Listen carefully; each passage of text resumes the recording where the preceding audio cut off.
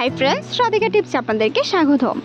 গর্ভাবস্থার শুরু থেকে শেষ পর্যন্ত একটি চিন্তাই থাকে, সেটা হচ্ছে ডেলিভারি।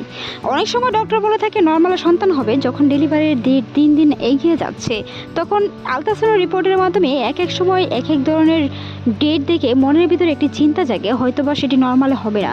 বাচ্চার পজিশন সব কিছু ঠিক থাকার পরও মনের সাহস না থাকার কারণে কিন্তু অনেক সময় সিজারিয়ান ওটি করাতে হয় গর্ভবতী মহিলাদের।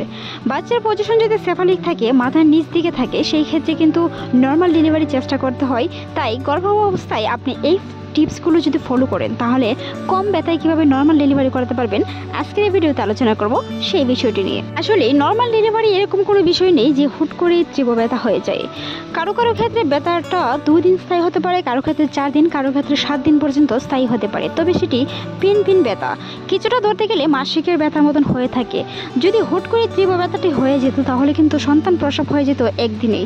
আসলে সন্তান একদিনে কখনোই প্রসব হয় না, হয়তোবা ব্যথাটি আপনার 2 দিন আগ থেকে সেটি আপনি নাও বুঝতে পারেন। অনেক সময় গর্ভাবস্থায় বিভিন্ন ধরনের ব্যথার সংরকম দেখা দেয়। কোমর ব্যথা হতে পারে। বিভিন্ন ধরনের ব্যথার কারণে ডেলিভারির আগে যে ব্যথাটি হয়ে থাকে, সেটি মনে করা যায় মাঝে মাঝে সাধারণ ব্যথার মতো। আসলে সাধারণ ব্যথার মতো হলেও সেটি কিন্তু আপনার অ্যামনিওটিক তরল অল্প অল্প যাচ্ছে। এমনকি আপনার সন্তান প্রসবের দিনটি যখন এগিয়ে আসছে, সেই ক্ষেত্রে কিন্তু আপনার বিভিন্ন ধরনের ব্যথা হতে পারে। তবে প্রসব ব্যথা চেনার একটি কারণ রয়েছে, তারই মধ্যে একটি হলো খয়েরি রঙের স্রাব যাওয়া। সাদা রঙের সাথে সাথে খয়েরি রঙের স্রাব যাওয়া, কোমরের নিচ ভাগে ব্যথা করা, উপর এবং তলপেট নিয়ে। তবে মনে রাখতে হবে, যখন আপনার গর্ভ অবস্থায় প্রায় শেষের দিকে চলে আসবে, যখন আপনার ডেলিভারি ডেটের 2-1 দিন আগে আসবে, তখন আপনি প্রচুর পরিমাণে হাঁটাহাঁটি করতে হবে। সেই সময়টাতে পুষ্টিকর খাবার খাওয়ার সাথে সাথে যে আপনার সন্তান নেওয়ার প্রস্তুতি হয়ে যাবে, আসলে তা নয়। গর্ভ অবস্থায় প্রথম থেকে সুষম ও পুষ্টি খাদ্য খেতে হবে, কারণ সেই সময়টাতে যখন আপনি সুষম ও পুষ্টিকর খাবার খাবেন, আপনার গর্ভ অবস্থায় প্রায় শেষের দিকে সেটি কাজে আসবে আপনার এনার্জি হিসাবে। অনেকে বলে থাকেন সুষম বা পুষ্টিকর খাদ্য বাচ্চার ওজন বাড়াতে সাহায্য করে। হ্যাঁ, বাচ্চার ওজন বাড়াতে সাহায্য করে ঠিকই, সেই সাথে সাথে কিন্তু একজন গর্ভবতী মাকে নর্মাল ডেলিভারিতে ফিট রাখতেও সহায়তা করে। তাই গর্ভ অবস্থায় প্রচুর পরিমাণে ভিটামিন এবং প্রচুর পরিমাণে পুষ্টিকর খাদ্য অবশ্যই খেতে হবে।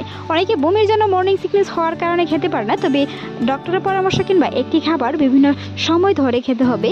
একই সময় ধরে না খেয়ে অল্প অল্প করে খাবার খাওয়ার চেষ্টা করুন, যেটি আপনার মর্নিং সিকনেস থেকে বাঁচাবে, এমনকি আপনার পুষ্টিও যোগাবে। সেই সাথে সাথে কিন্তু যদি নর্মালে নিতে চান, তাহলে ব্যথামুক্তভাবে একটি কাজ করতে পারেন, আর সেটি হলো হাঁটাহাঁটি করা। যখন আপনার ব্যথাটি উঠবে, অনেকেই ব্যথা সহ্য করতে না পেরে বসে যান। বসে যাওয়ার কারণে কিন্তু সন্তান উপর ভাগে উঠতে পারে। তাই অবশ্যই গর্ভ অবস্থার সময় যখন আপনার ব্যথাটা অনুভূত হবে কিংবা আপনার অ্যামনিওটিক তরলটি ভাঙবে, অর্থাৎ পানি ভাঙবে, সেই সময় কিন্তু আপনাকে অবশ্যই বসা যাবে না কিংবা শোয়া যাবে না। মনে রাখতে হবে, হাঁটাহাঁটি করতে হবে।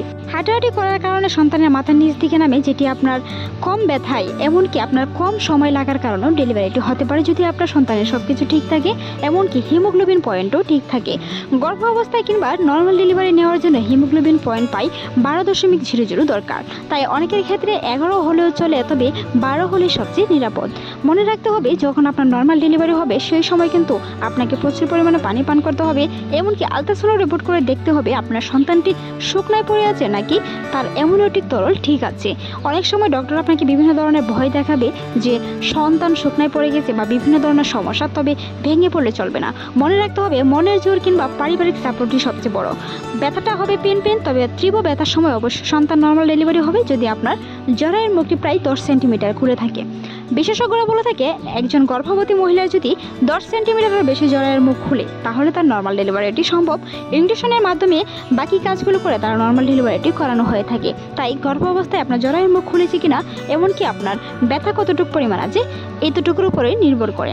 মনে রাখতে হবে, ব্যথা বাড়ানোর জন্য নিজে নিজে কিছু করতে যাবেন না, গরম পানির ছেঁক নিতে যাবেন না। সেই সময়টাতে অবশ্যই ব্যথা তীব্র হতে পারে, সেটি ধীরে ধীরে। তবে মনে রাখতে হবে, চিকিৎসকের পরামর্শ অনুযায়ী থাকতে হবে, এমনকি ডক্টর ক্লিনিকে থাকতে হবে। বাড়িতে চেষ্টা করবেন না। বিভিন্ন ধরনের বাড়িতে অনেকে চেষ্টা করে থাকেন, সেই ক্ষেত্রে কিন্তু বিভিন্ন ধরনের প্রতিবন্ধী বা শিশু মানসিক সাপোর্টও ভেঙে যেতে পারে। তাই সেই হিসেবে আপনাকে অবশ্যই ডক্টরের পরামর্শ নিয়ে দেখতে হবে। গর্ভ অবস্থায় অনেকে বলে থাকেন, প্রচুর পরিমাণে ঘুমালে সন্তানের মাথা লম্বা বা বড় হয়ে যায়। আসলে তাই সন্তান যখন বড় হয় সেই সময় কিন্তু গর্ভবতী মায়েদের টুকটাক কাজে অ্যাক্টিভ থাকতে হয়। যখন আপনি অ্যাক্টিভ থাকবেন তখন আপনার জরায়ুর মুখটি সংকুচিত হতে থাকবে, এমনকি জরায়ুটি সাপোর্ট করবে।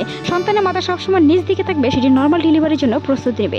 তাই গর্ভাবস্থায় সেই বিষয়গুলো অবশ্যই ট্রিক্স হিসেবে মানতে হবে। প্রচুর পরিমাণে পানি পান করতে হবে, হাঁটাহাঁটি করতে হবে, এমনকি যখন আপনার ব্যথা উঠবে সেই সময়টাতে গরম পানি পান করা যাবে না, তবে গরম ডিম খেতে পারেন। সেই ক্ষেত্রে কিন্তু জরায়ুর মুখ সংকুচিত হয়, এমনকি গরম হালকা কুসুম গরম দুধ খেতে পারেন।